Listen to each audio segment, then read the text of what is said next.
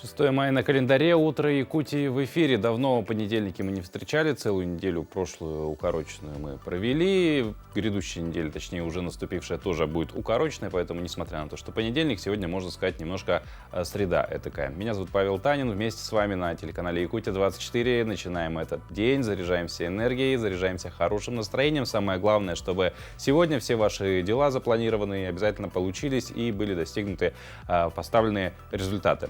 Конечно же, как всегда, команда нашей программы подготовила много всего интересного, о чем мы узнаем в течение почти что целого часа, поэтому оставайтесь с нами, и утро у вас обязательно будет самым-самым хорошим, что ни на есть. Ну, вкратце говоря, что сегодня будет. Мы сегодня затронем тему истории Великой Отечественной войны, каких-то ее эпизодов и каких-то деталей, конечно же. Будут у нас сегодня советы юриста по очень такой актуальной теме дистанционного мошенничества. Узнаем, как себя можно уберечь. И помимо этого, конечно, сегодня в нашей студии будут гости непростые. Это победители проекта «Танцуй» нашего телеканала, финал которого состоялся буквально вчера вечером. Поэтому оставайтесь с нами, будет очень интересно. Ну а по традиции давайте поговорим вначале о погоде. Сегодня в центральных районах Якутии температура воздуха от +1 до +4. В заречной группе от 0 до +5, в южных от 0 до +4. В Вилюйской группе -2 от -2 до +5, в Нижнеленских от +3 до +4, в западных от +1 до +4. В Колымо-Индигирской группе Улусов от 0 до +6, в Янских от -8 до +5, на северо-западе от -9 до +2. В городе Якутске температура воздуха в 6 часов утра составила +2 градуса, атмосферное давление 755 миллиметров ртутного столба, ветер северный 2 метра в секунду. Сегодня днем в столице республики ожидается без осадков, ветер юго-восточный 2,7 метров в секунду, температура воздуха днем сегодня в столице региона прогреется до +13, +15 градусов. А прямо сейчас наши коллеги из информационной службы расскажут о последних новостях.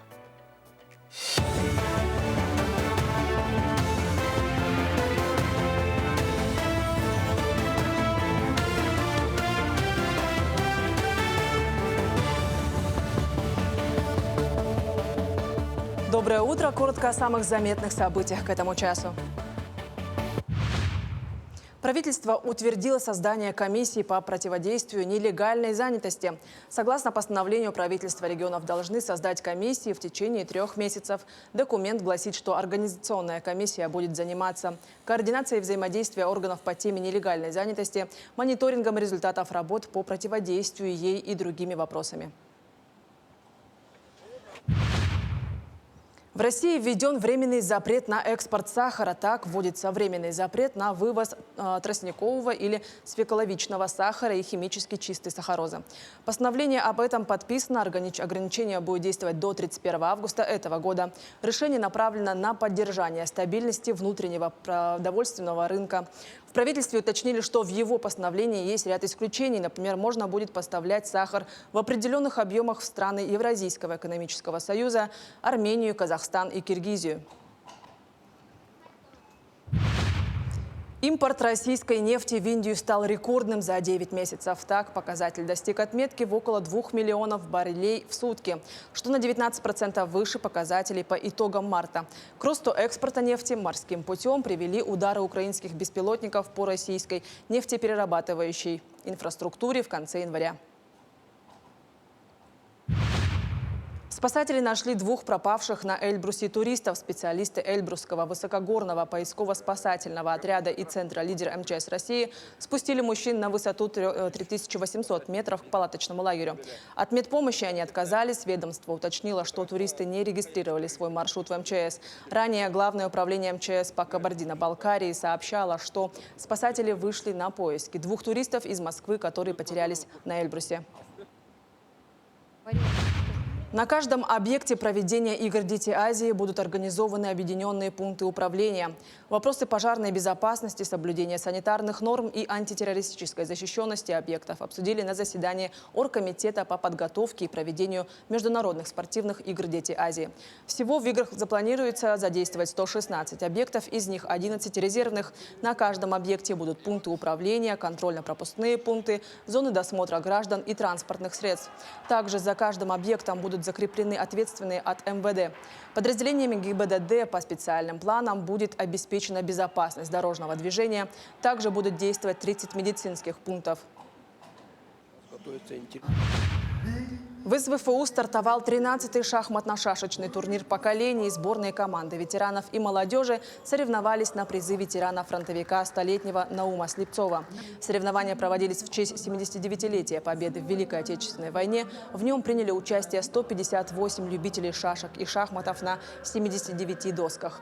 На торжественной церемонии открытия вынесли знамя победы. Команды победителей определятся по наибольшей сумме набранных очков участниками команд. Победителям вручается сертификат и денежный приз за 12 лет проведения турнира. Молодежь побеждала 9 раз.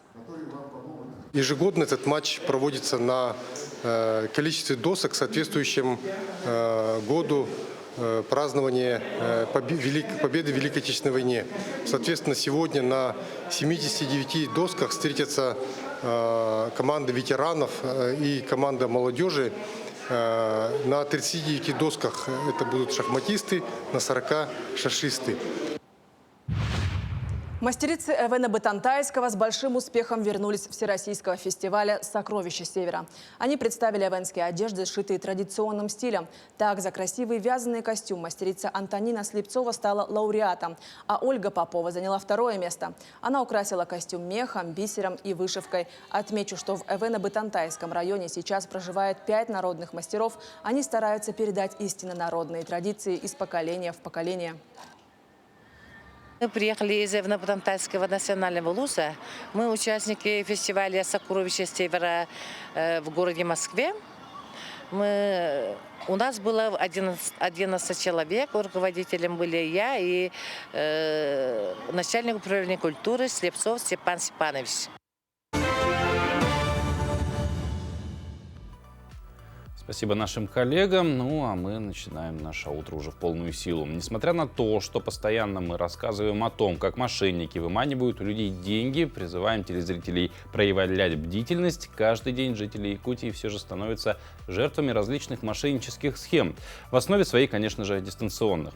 Статистика остается неутешительной. По данным МВД, в республике за прошлый год якутяне отдали мошенникам почти 1 миллиард рублей, а за первый квартал этого года около 219 миллионов. Сегодняшние советы юриста расскажут и дадут практические советы о том, как не стать жертвой дистанционных мошенников. Доброе утро. Мобильные телефоны стали неотъемлемой частью нашей повседневной жизни. Мы всегда носим их с собой, используем для доступа к важной информации.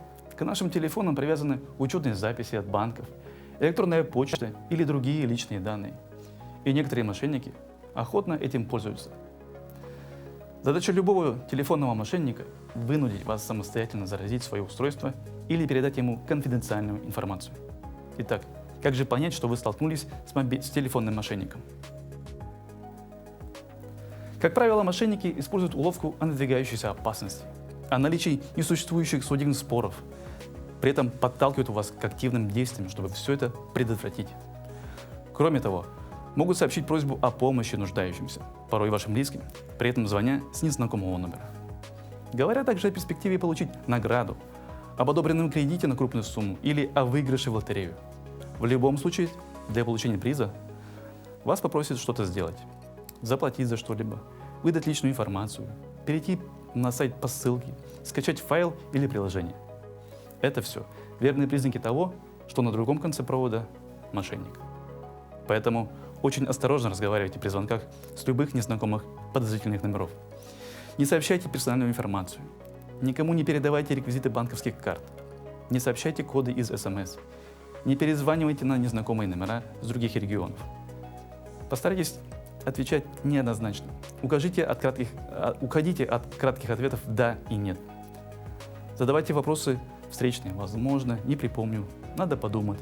Уточните, по какому поводу звоните и тому подобное. Для перестраховки не будет лишним установить официальное приложение, которое поможет определить спам-звонки. Если же все-таки вы стали жертвой телефонного мошенника, то следует немедленно обратиться в правоохранительные органы. На этом пока все. Будьте бдительны и берегите своих близких. До свидания. Ну а между тем аферисты регулярно придумывают новые схемы для обмана. И сегодня об одной из таких схем, может быть, и даже не об одной, расскажет гость нашей студии, управляющий отделением Банка России по Республике Саха-Якутия Антон Коноплев. Антон Анатольевич, здравствуйте. Здравствуйте. Вот, ну, наш коллега рассказал достаточно обширно. Но, тем не менее, действительно, как я сказал уже, каждый день что-то мошенники придумывают новое. Нет вообще, мне кажется, предела их креативу, если можно так назвать. И вот одна из новых схем обмана, насколько я знаю, что-то связанное с полисами обязательного медицинского страхования. Да, такая схема тоже появилась, мы ее регистрируем. Выглядит это примерно так же, как схема с завершением работы номера телефона. Вам звонит неизвестный, говорит, что полис обязательного медицинского страхования прекращает свое действие, вам нужно его продлить, и вам сейчас придет смс, вы ее должны продиктовать. Человек ведется на вот такую угрозу, сообщает данные, мошенники получают доступ к вашим средствам платежа, к вашим счетам. Вот схема очень простая, просто немножко изменено начало. Мгм. То есть суть-то все равно пытаются получить доступ к банковскому приложению, вероятнее всего. Совершенно верно. Если точнее, к вашим денежным средствам, да, потому что если на ваших счетах денег нет, то, в общем, вы и не интересны мошенникам. А пока они там есть, интересны и вы, и ваши счета. Мгм.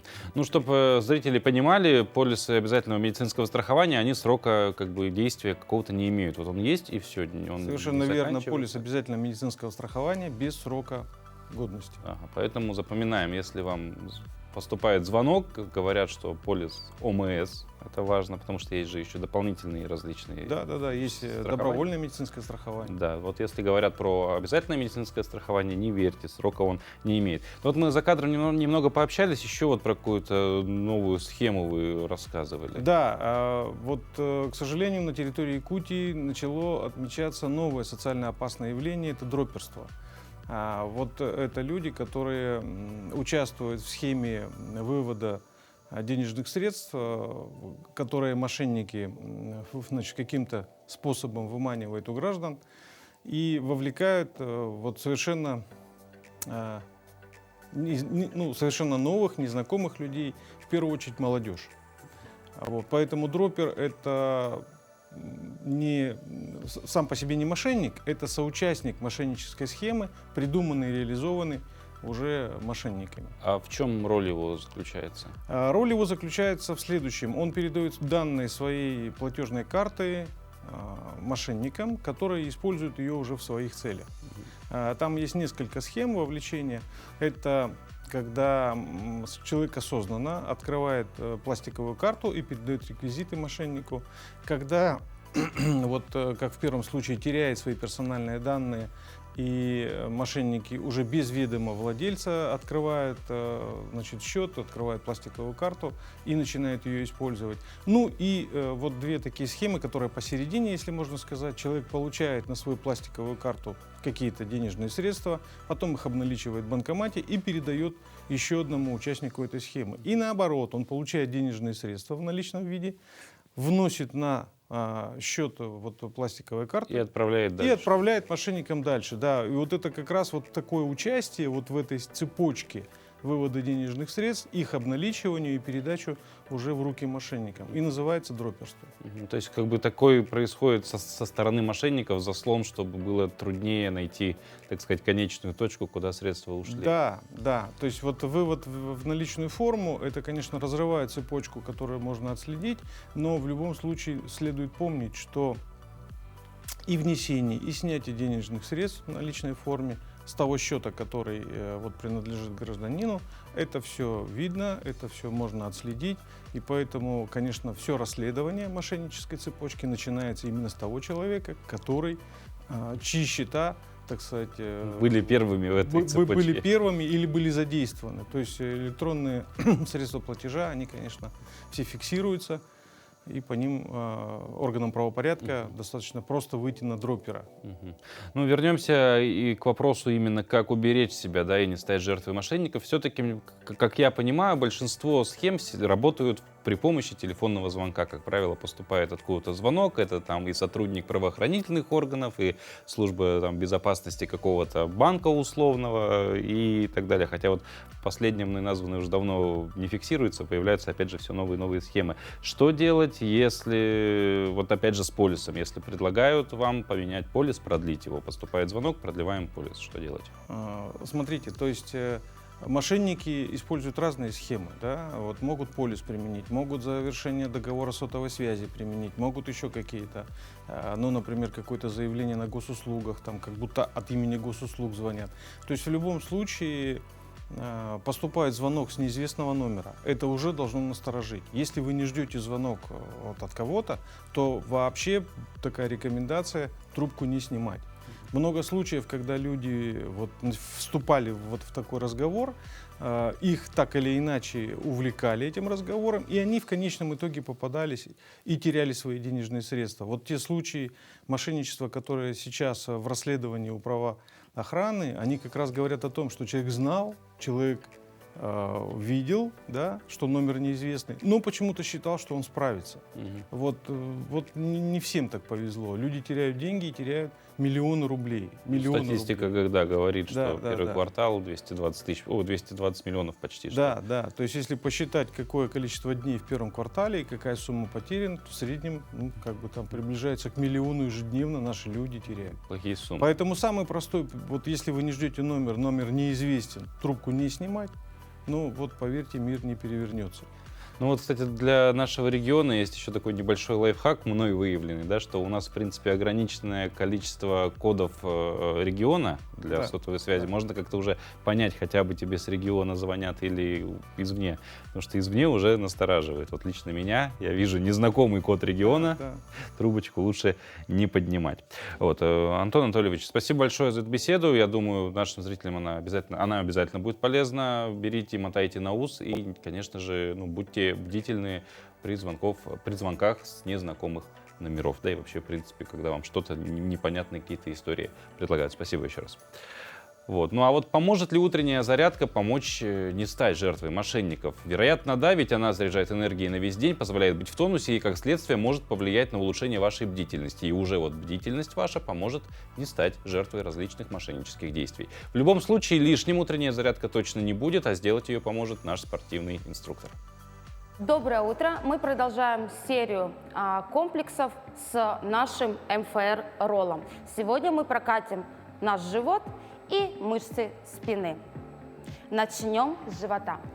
Далее отстраиваем ролл и будем укладывать низ живота на ролик. Уходим на локоть и начинаем прокатывать вперед и назад. Вперед и назад. Прокатывать ролл нужно только по мягкой полости живота до ребра. Прокатку делаем 16 повторов. Далее мы с вами фиксируем ролл под животом, уводим ручки вперед, опускаем бедро, прижимаем лоб к коврику и находимся в этом положении в течение 20 секунд. Происходит массаж внутренних органов и также разгон лимфы. Лежим 20 секунд. Закончили.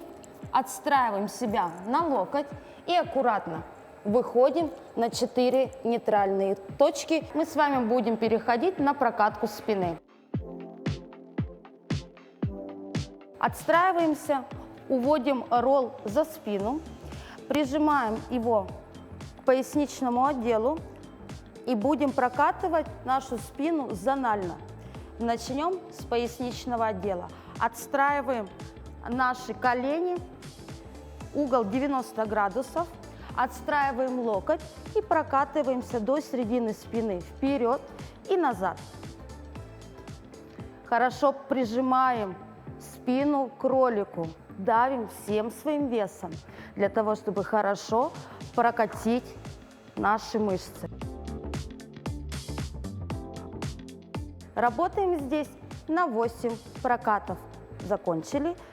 Вернулись в исходное положение и отводим ролл дальше, ближе к середине спины, и мы будем прокатывать от центра спины до плечевого пояса.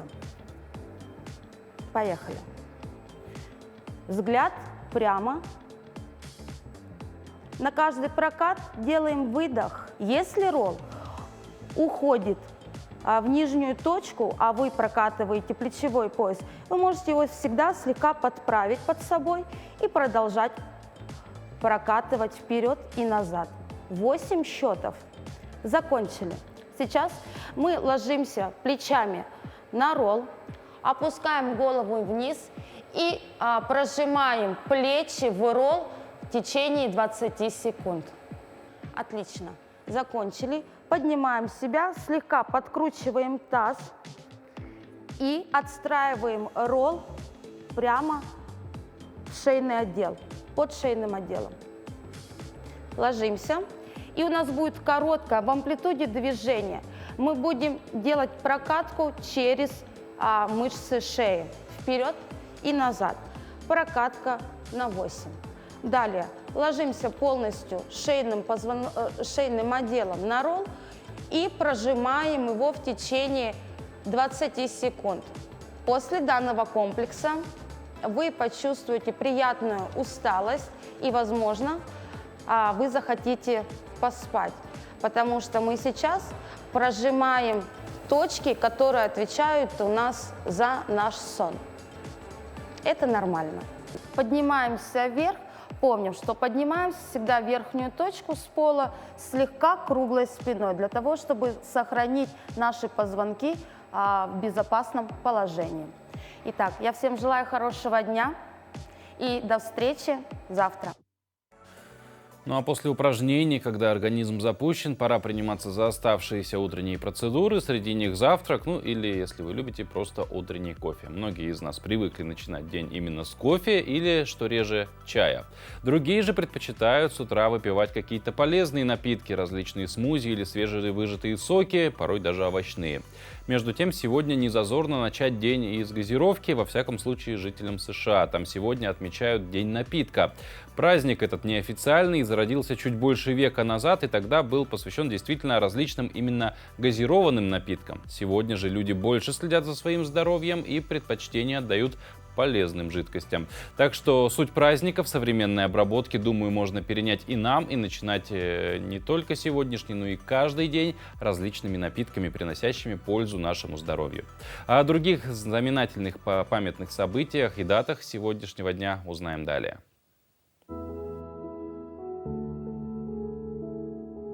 На календаре 6 мая. Сегодня День Святого Георгия Победоносца. День памяти жертв Холокоста. По народному календарю Юрий Вешний или Игорьев день. С Юрьева дня начинались активные полевые работы. Наблюдали крестьяне и за погодой. По ней можно было делать выводы о будущем урожае. На Игория мороз будет проса и овес, говорили в народе. Этот день в истории. В 1906 году Николаем II утверждены основные государственные законы Российской империи. В 1991 году появились авиационные пилотажные группы «Стрижи». В 1994 году в этот день состоялось торжественное открытие тоннеля, проложенного под Ла-Маншем и соединившего Францию и Англию. В этот день родились Максимилиан Робеспьер, французский революционер, глава якобинцев, Зигмунд Фрейд, австрийский невролог, психолог, основатель школы психоанализа, Виктор Гриньяр, французский химик, нобелевский лауреат, Николай Гастелло, советский военный летчик, герой Великой Отечественной войны, Владимир Этуш, советский российский актер театра и кино, профессор, народный артист Советского Союза, Александр Белявский, советский российский актер театра и кино, народный артист России. Именины сегодня отмечают Александра, Анатолий, Афанасий, Валерий, Валерия, Георгий и Иван. Одну из главных дат для нашей страны мы отметим уже через несколько дней. Речь, конечно же, о Дне Победы. В России, пожалуй, не найдется ни одной семьи, которая не была бы так или иначе связана с событиями тех лет. Большинство из них в те годы были разлучены, и только почта могла помочь жителям огромной страны не потерять друг друга.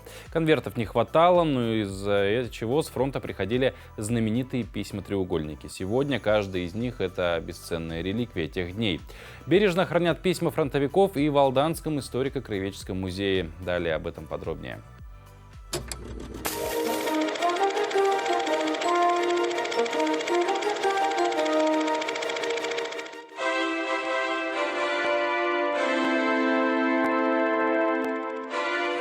Пожелтевшие от времени, с потрепанными краями и высветившими чернилами, перечитанные не один раз дорогие сердцу и бережно хранимые листочки.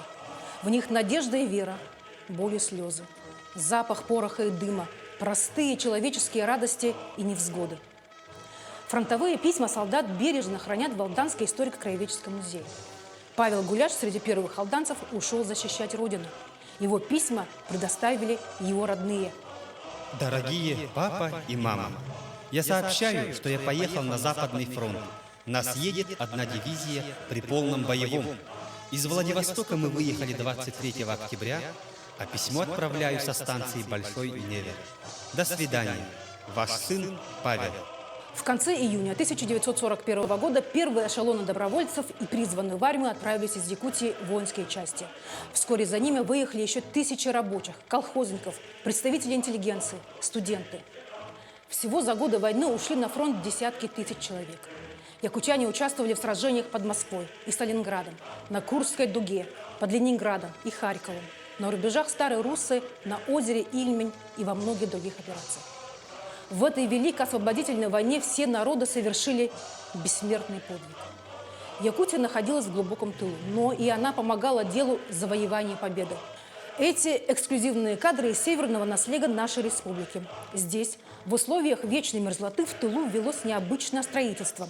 Коллектив полярных рыбаков свободно от улова время на этих кадрах строит подземные ледяные тоннели. Это была очень тяжелая работа, ведь промерзла земля как камень. Часто и лом ее не берет. В этих природных холодильниках колхоза был сохранен годовой запас рыбы. И когда наступила навигация и приплыли суда, они вывезли на большую землю сотни тонн свежей рыбы стране, фронту. Это видео 1941 года является особо ценным документом нашего центра. Но точная информация о тех, кто на этих кадрах и из какого они района, к сожалению, у нас нет. Возможно, кто-то узнает на этих кадрах своих знакомых или родных, кто ковал великую победу. Трудящиеся Якутии приложили много сил, чтобы предоставлять фронту больше рыбы. В очень короткий срок в республике было создано несколько рыбзаводов, 32 рыболовецких колхоза и 450 рыболовецких бригад. За годы войны якутские рыбаки сдали государству около 2 миллионов пудов рыбы. Большие трудности испытало тогда и сельское хозяйство. Годные к военной службе мужчины ушли на фронт. Часть колхозников была мобилизована на работу в промышленности и на транспорте. Главной силой на участках сельхозпроизводства стали женщины. В годы войны все основные сельхозрайоны были охвачены сильной засухой. Возникала угроза падежа скота, но в колхозе мужественно боролись с трудностями. В период войны колхозниками был обеспечен рост поголовья скота и расширена посевная. Свой вклад в общее дело победы внесли и якутские охотники. За годы войны они дали стране почти 1/5 часть общесоюзной заготовки пушнины.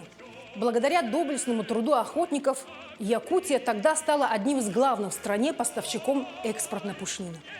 Особое внимание было обращено на использование природных ресурсов, на увеличение добычи недр. Якутия дала стране много золота, олова, слюды и других полезных ископаемых, имевших важное значение для военной промышленности, для обеспечения армии оружием и боевой техникой. 10 сентября 1921 года указом президента Владимира Путина 12 городам России, в том числе Алдану, было присвоено звание «Город трудовой доблести».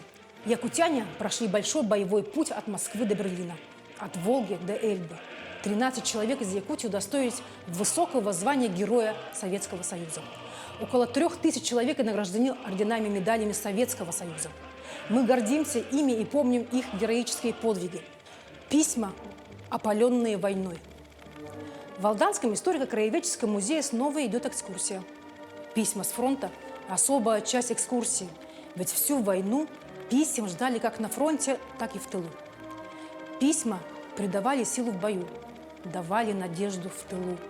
Несколько лет назад в музей были переданы письма, датированные 4 февраля 1942 года до 16 июля 1945 года. Виктор Чуняев адресовал их своему другу детства Людмиле Коршуновой. Сначала в город Якутск, затем по месту учебы в Иркутск. Из писем становится ясно, что знакомы они были с 1935 года. Не только о боевых буднях рассказывается в этих письмах. Практически в каждом письме чувствуется тоска по дому, желание увидеть родных и, конечно, строки любви, надежда на встречу после победы. Эти строки обращены не только любимым, семьям и друзьям, но и всем нам, ныне живущим. Это была рубрика «История в кадрах». Изучайте историю вместе с нами. Мы от прошлого перейдем к будущему, точнее к планированию этого самого будущего, но краткосрочного. Если вы любите свои планы на неделю хотя бы немножко синхронизировать с тем, что советуют вам астрологи, то специально для вас астрологический прогноз на эту неделю.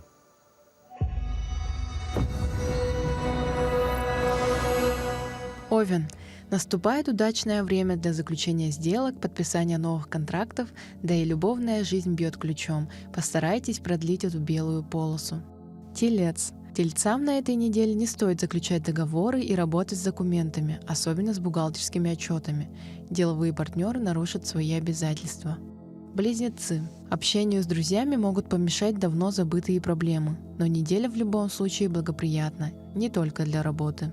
Рак. Инициатива, активность и правильно выбранная стратегия позволят вам оказаться едва ли не в первых рядах. Однако это тут же скажется на степени занятости. Работать в ближайшие дни придется много, возможно и сверхурочная работа, но не переживайте, так как все ваши усилия окупятся.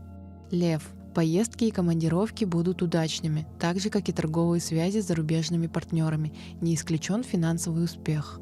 Дева. Возможны конфликты в семье, но они не повлияют на вашу решимость в достижении целей. Принятые вами решения окажут благотворное воздействие на карьеру. Весы. Эта неделя благоприятна для планирования долгосрочных проектов, а также для решения давно откладываемых дел. Обратитесь за помощью к специалисту. Скорпион. На этой неделе не думайте о деньгах. Эти мысли будут вас тревожить, но повода для беспокойства нет. Посвятите время удовольствиям и творчеству. Стрелец. Постарайтесь избегать разговоров на повышенных тонах и фактов в лоб. Это не самым позитивным способом скажется на ваших отношениях и настроении в целом. Сконцентрируйтесь на хорошем. Козерог. Предстоит неделя полная событий. Эта неделя будет очень позитивным временем для подписания полезных договоров. Вы сможете переманить на свою сторону кого угодно. Пользуйтесь этим. Водолей. Ваш жизненный потенциал в ближайшее время будет на высоте, но излишек внутренней энергии может привести к дисбалансу в отношениях с кем-то из товарищей. Не давайте вашим искоркам разжечь пламя. Рыбы. На этой неделе вы просто магнит для противоположного пола. Назначайте свидания и не отказывайтесь от новых интересных предложений. Вас ждет увлекательное путешествие.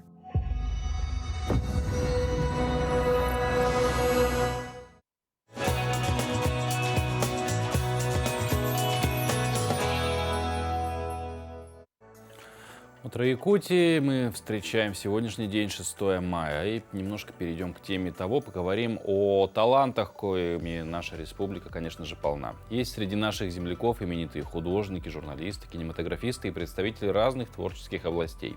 Много среди якутян и просто талантливых людей, которые в том числе доказывают, что на пути творчества преград не существует. Например, жительница полярного поселка Чукурдах Раиса Никулина, несмотря на то, что женщина живет за полярным кругом, это не мешает ей творить прекрасных кукол. Подробнее о творчестве мастерицы узнаем далее. Я увлекаюсь изготовлением кукол. Значит, этим занимаюсь уже порядка 5 лет, из которых год где-то вообще не брала в руки, да? Полностью где-то, наверное, 4 года с лишним. Ага. Значит, в основном я делаю портретные куклы. Ага, и в последнее время делаю из меха. А так, значит, у меня первая работа была «Гоблин Гога» называется. Это я книгу купила, сказочные персонажи, и начала с этой книги делать. Он как бы у меня хранитель моего дома. Вообще я с детства люблю лепить. И когда я лепила в детстве, помню, у меня очень хорошо получалось. И это, наверное, скорее всего, оно у меня как-то вот сыграла роль.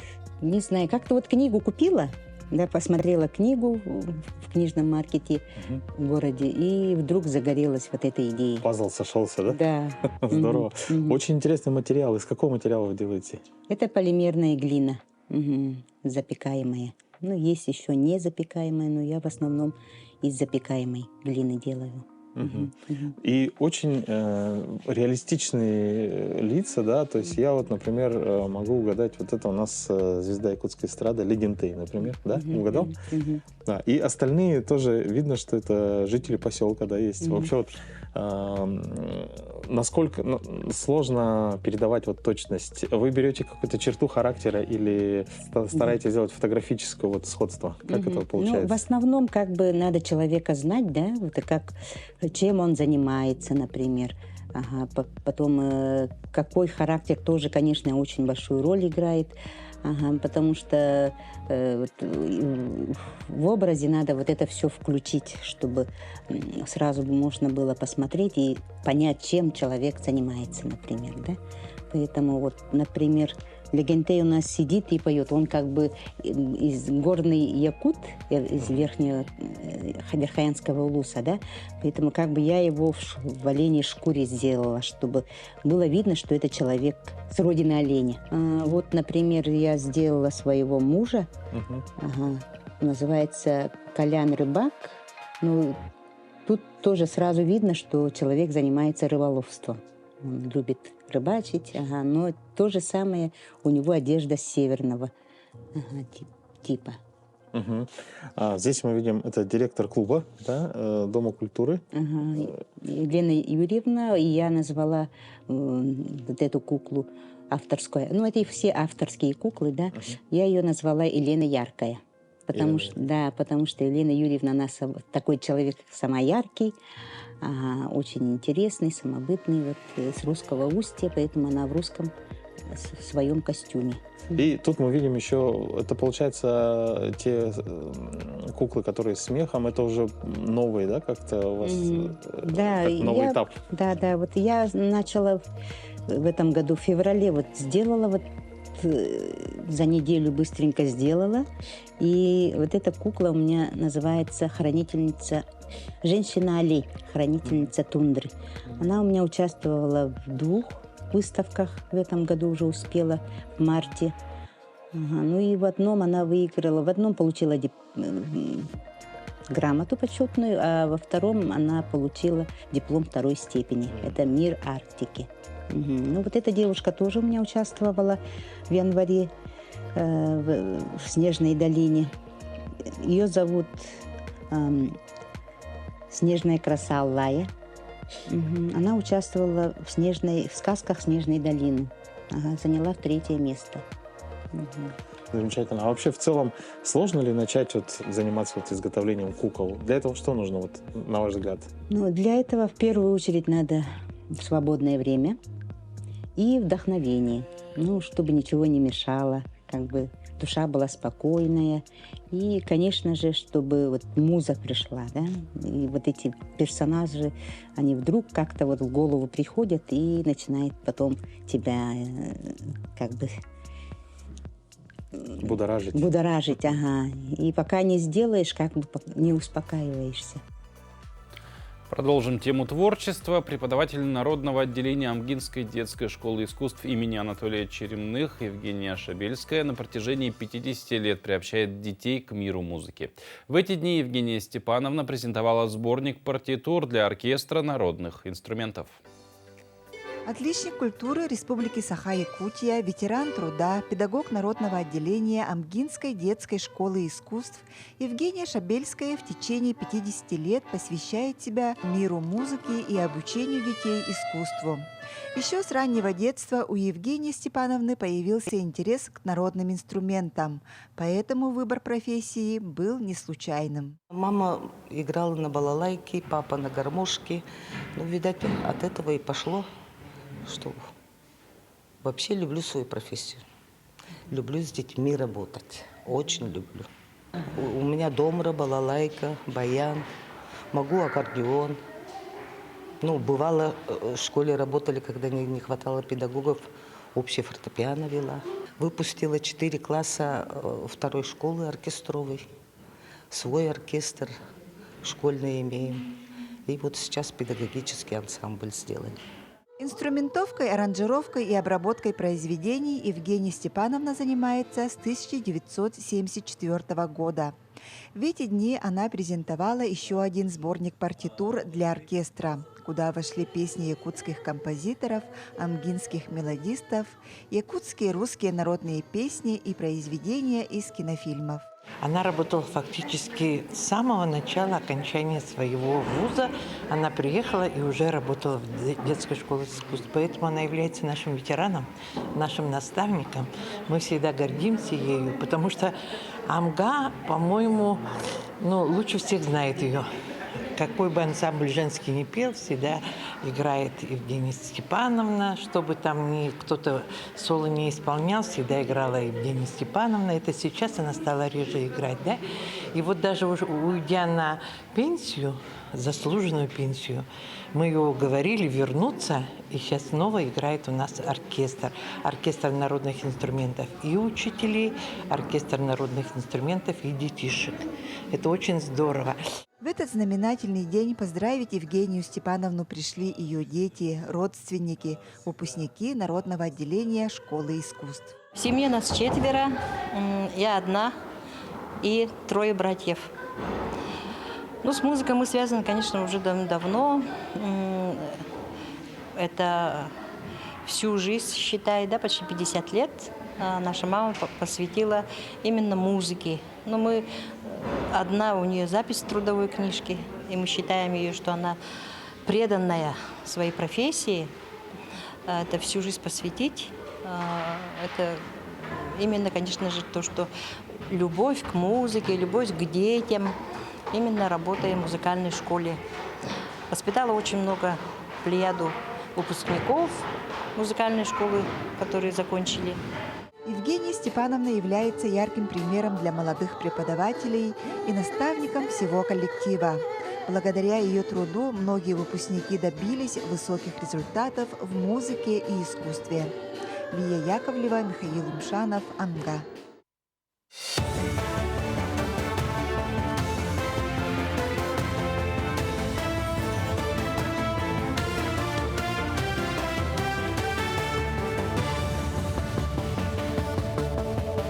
Продолжаем говорить о самых заметных событиях этого утра.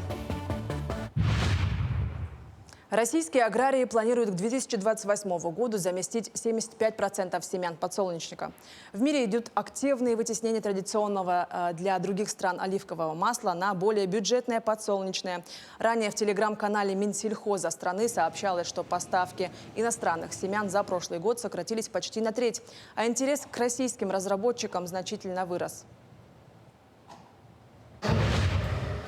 Из-за внедрения искусственного интеллекта в зоне риска находятся такие профессии, как специалисты службы поддержки клиентов, администраторы, а также копирайтеры.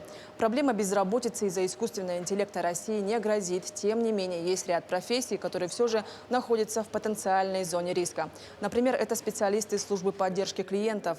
Это касается тех компаний, большинство обращений в которые повторяются, в связи с чем легко выстроить алгоритм решения для самых популярных запросов. Согласно социологическому опросу, 16% граждан переживают, что новые технологии могут спровоцировать безработицу. В инструкцию ибупрофена внесут сведения о новых побочных эффектах. Минздрав предупредил производителей о необходимости внести в инструкцию по применению этого препарата информацию о новых возможных побочных эффектах. Отмечается, что лекарство может вызвать синдром Коуниса и тяжелые кожные реакции. Это подтверждает опыт клинического применения препарата, отмечают в Минздраве. Ибупрофен назначается как обезболивающее и жаропонижающее средство. На каждом объекте проведения игр «Дети Азии» будут организованы объединенные пункты управления. Вопросы пожарной безопасности, соблюдения санитарных норм и антитеррористической защищенности объектов обсудили на заседании оргкомитета по подготовке и проведению международных спортивных игр «Дети Азии». Всего в играх планируется задействовать 116 объектов, из них 11 резервных. На каждом объекте будут пункты управления, контрольно-пропускные пункты, зоны досмотра граждан и транспортных средств. Также за каждым объектом будут закреплены закреплены ответственные от МВД. Подразделениями ГИБДД по специальным планам будет обеспечена безопасность дорожного движения. Также будут действовать 30 медицинских пунктов.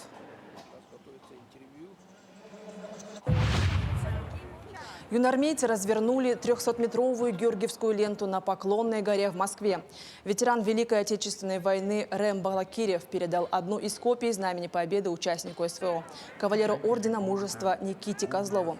Мероприятие прошло в рамках проекта «Символы Великой Победы». В нем приняли участие несколько тысяч юнармейцев, кадетов, военнослужащих, представителей организаций «Волонтерская рота», «Боевого братства» и Фонда «Защитники Отечества». Особое значение в ходе специальной военной операции приобрели копии Знамени Победы. Они поднимались вместе с государственным флагом Российской Федерации над всеми населенными пунктами на освобожденной территории Донбасса и Новороссии. И сегодня в рамках акции в честь 79-й годовщины победы в Великой Отечественной войне 79 копий нашей всенародной святыни будут переданы в воинские части и подразделения, выполняющие боевые задачи на передовой. Патриотическая акция «Георгиевская ленточка» продолжается в Якутии.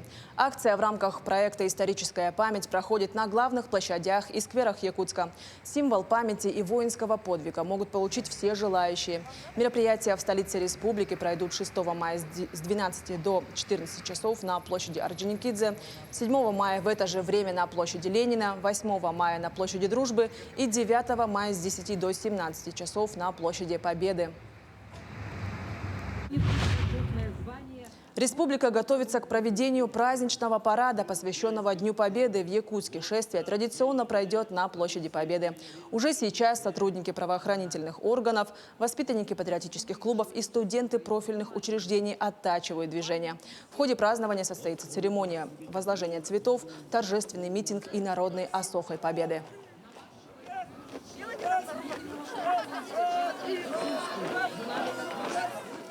На этом все. Хорошего дня и оставайтесь на нашем телеканале.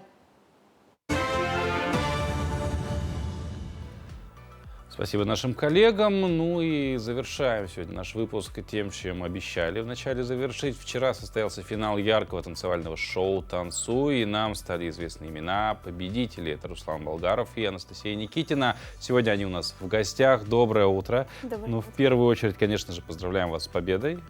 Вот у нас стоит кубок. Вот можно даже как будто я тоже стал частью этого шоу, хотя я и танцы — это вещи, которые никогда, возможно, уже и не встретятся в этой жизни. Собственно, до конца проекта интрига сохранялась, потому что я тоже с коллегами обсуждал, где что, я так понимаю, там вообще ноздря в ноздрю была борьба и завершилась, в принципе, там с 1 баллом разницы всего лишь. Тем не менее, такая интересная деталь, что к финалу вы, несмотря на то, что в принципе в финале все показывают танцы, которые уже видели в течение всего проекта, вы для финала подготовили новую постановку. Это была какая-то задумка, чтобы вот наверняка была победа, или нет, просто такие подумали, что силы есть, давай мы новое сделаем что-то? Ну, у нас была задумка использовать красный платок. Это как бы показать нашу историю в этом проекте. И с каждым разом мы использовали этот красный платок в разных назначениях. И у нас в конце должны были смиксовать все вот это и как бы показать такую как ностальгию, что мы проделали в этом проекте, и как бы у нас в сюжете должно быть то, что вот мы постарели, все, ну типа спасибо за просмотр. Ну и в итоге главный хореограф написал то, что ну, можете поставить свой, ну то есть лучший танец свой станцевать, либо можете смиксовать танцы, либо, если хотите, можете новый танец поставить. И вот как раз мы резко вот нам в голову ударило, и мы решили поставить новый танец, ну и как бы о глобальной проблеме человечества. И у нас получилось. Да, ну действительно, как бы вот стоит доказательство, что у вас получилось. Ну, в целом, насколько такая долгая была и насколько трудная, может быть, эмоционально дорога к финалу? Потому что вот вы сейчас рассказали, что у вас, в принципе, уже был какой-то план ретроспективы, да, показать всю историю. То есть, я так понимаю, со старта вы уже на победу были нацелены, ваш тандем. Да, конечно. Да? Всегда сразу смело. только так. Ну это, вот, берите пример, если вы к чему-то стремитесь, надо вот так же себя настраивать. Вот, говоря вот про красный цвет, да, то есть вчера у вас действительно во всех выступлениях в течение проекта присутствовал красный элемент какой-то, и вчера он тоже изначально вроде бы как будто бы должен был быть, но вот вы поставили новый танец, поэтому тут нет какой-то сакральной задумки, почему вчера не было красного, просто был новый танец. Но, Анастасия, еще вопрос к вам. Да? Вчера вы говорили слова благодарности супругу своему Альберту, он также в проекте участвовал как хореограф, тем не менее, как он вас поддерживал, или все-таки у вас была, ввиду того, что два хореографа, такие... Типа какая-то конкуренция в течение проекта? Нет, совершенно. Ну, у нас совершенно не было никакой конкуренции. Мы работали все как одна команда. Он нас очень сильно поддерживал. Это он сидел ночами. Мы, считай, репетировали до часу, до 2 часов ночи. После этого приходили, он делал все, монтажировал видео. На последний танец он всю ночь сидел, видеоролик делал. Вот также и трек отмонтажировал, все склеил. Это очень трудно. На самом деле все соединить, как бы, и видеоролик сделал, костюмы нам зашил, а я это все время спала. И ну, от него очень большая, колоссальная поддержка, он за нас переживал так же, и, ну, как и за себя. Наверное, больше, чем за себя. Да. Так, звучит, как будто победу этого тандема сделал другой хореограф, а не хореограф этой команды. Ну, на самом деле здорово, что, да, супруг так поддерживает, как бы, несмотря там на то, что, казалось бы, да, вы там за одно и то же боретесь, и вроде бы в разных командах, ну, это здорово, круто. А в целом, в ретроспективу в танце вам не удалось сделать, потому что, ну, вы поставили новый танец, опять же, мы повторимся. Тем не менее, сейчас прекрасная возможность, да, столько выпусков позади, столько соревновательных эпизодов. С чего все начиналось, насколько было трудно, потому что мы часто общаемся с участниками, да, проекта «Танцуй», и все часто жалуются, ну, как бы не то, что жалуются, ну, как бы факт остается фактом. Люди все взрослые, занятые, своя жизнь есть, дела какие-то, нужно выкраивать время для репетиции. Здесь очень важно, чтобы танец ставился быстро, чтобы там и наставник был хорошо объясняющий, и, соответственно, ученик тоже был податливый. У вас в этом вопросе как было? Ну, в самом начале было просто легко и быстро все, отлично шло. С каждой недели все хуже и хуже, нервотрепки добавлялось, то есть фантазии не хватало уже, надо было что-то где-то смотреть, еще больше рыть информации, всего, чтобы все поставить красиво, грамотно, четко. Вот, ну, больше дало то, что, наверное, да, после работы мы собирались, и вот из-за этого прям даже глаз уже дергался. Да. А так, да, все четко. Как бы. Были настроены как вот на турнир, на победу, поэтому вывезли. То есть, как бы, как обычно бывает, как сложнее всего начать, да, потом, а тут наоборот, как бы поначалу все легко, а потом труднее и труднее. Ну, в целом, за сколько, скажем так, вот от выпуска к выпуску, сколько репетиций удавалось провести? Ну, вот, может быть, как-то градация была, что там на начальном этапе там 5 раз за неделю умудрялись встречаться, все выставить, а перед финалом, может быть, там в последнюю ночь, как студенты курсовую пишут. Максимальное количество дней в неделю это было 4 дня мы собирались подряд, это максимально. А так остальные танцы мы ставили за 2-3 дня вот так. Где-то так. А вот в вашей паре танец, идея танца всегда там принадлежит одному человеку или у вас коллективное какое-то? Ну да, скорее коллективное, наверное. Но в основном от Насти все шло, от Анастасии. Да. А ты как податливый ученик, все, хоп, делаем, все получалось. Ну, опять же, у нас стоит доказательство того, что все получалось. Ну, в целом, можно ли сказать, с одной стороны, да, вопрос глупый. Мы вот видим кубок. Вчера вас объявили победителями. Тем не менее, может быть, есть какие-то вещи, говоря про ту же самую ретроспективу, да, что чего-то не доделали, чего-то хотелось где-то больше нужно было поднажать. В целом, успешный свой тандем считаете или нет, или нужно было где-то усилиться? Ну, допустим, вчера мы хотели прям, чтобы у нас был номер такой грандиозный, чтобы донести до человека, до каждого человека все то, что мы хотели. Но мы смогли донести, но немножко были у нас помарки. Ну, то, что это новый танец, мы готовились очень мало, очень сильно устали. И вчера очень сильно сволновались, и поэтому немножко ошибились. То есть есть какие-то замечания сами к себе? Да, конечно. Ага. Ну и такой вопрос, хоть и шаблонный, каждому из вас вот участие в проекте что дало? Ну, во-первых, это новых друзей. Во-вторых, большой опыт с моей стороны. То есть я увидел новые направления, выучил новые танцы, какие-то движения, что-то мне понравилось. Я в дальнейшем буду поддерживать этот момент, чтобы развиваться не только вот в лезгинке, что я умею, а во всех танцах, да. То есть мир танцев стал шире? Да, намного. А Анастасия? Ну, это подарило нам эмоции, закалились, стрессоустойчивость стала лучше. И, конечно же, новые знакомства, новых друзей, очень хороших людей повстречали, познакомились, и будем с ними в дальнейшем держать связь.